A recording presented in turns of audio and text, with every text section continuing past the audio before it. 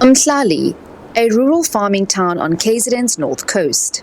Here, an NGO Project Life is situated in the community and provides a baby box for unwanted babies. The organization says that baby boxes offer a last resort, safe alternative for mothers in extreme crisis, often dealing with poverty, abuse, mental health issues, or shame and stigma, and provides a non-violent option for abandoned babies who often end up in unsafe locations. The baby box is a secure, often alarmed structure built into the side of a building that allows a parent to anonymously and safely give away a newborn. But the baby box has been met with reservations. The Department of Social Development has issued directives demanding that organizations cease using the devices. Organizations argue that the Children's Act is unconstitutional and invalid for failing to provide a safe option for the relinquishment of children. We've been able to help 15 moms so far through the Baby Saver because they made contact asking questions about the Baby Saver to then direct them to a social worker or to get them some support, because ultimately we don't really want these babies in the Saver. We want them with their families, but this is a last resort. It's there as an absolute last resort. We've had 2 babies come through the Saver, but over the 25 baby savers in South Africa, there are baby savers nationally, there have been over 575 babies that have come through over the years that would have otherwise ended up in unsafe places, and who knows what could have happened. They could have died.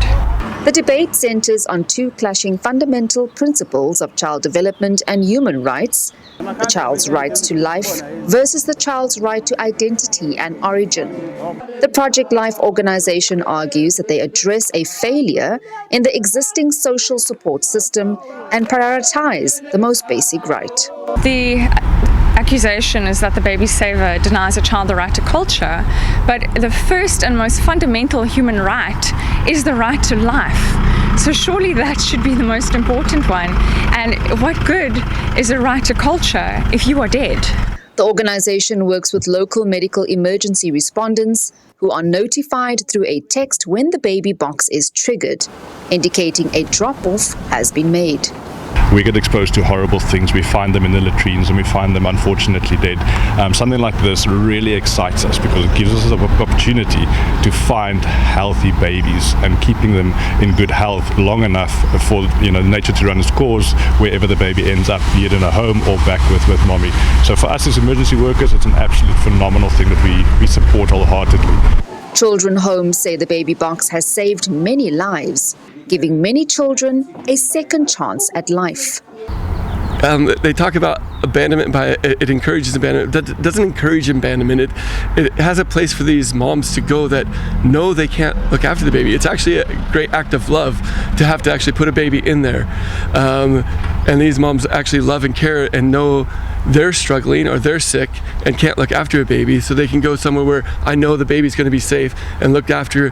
They come to somebody like us, and now we've been able to find an adoptive family for Blessing, and he now has a bright future, and we're not taking him away from the community. We're trying to get him more involved in community. Baby Savers South Africa and others have taken the Department of Social Development to the High Court, seeking to have sections of the Children's Act declared unconstitutional and to legally recognize safe relinquishment through baby saver devices. The court has granted an interim order allowing organizations like Door of Hope and Baby Savers SA to continue using their baby saver boxes while the broader constitutional challenge is being decided. Efforts to get a comment from the KwaZulu-Natal Department of Social Development were unsuccessful. Organizations say that there's an overwhelming number of babies that are still ending up in pit latrines and drains, and that the Baby Saver is truly a lifeline for unwanted babies. For SABC News, I am Jade Paulser in Durban.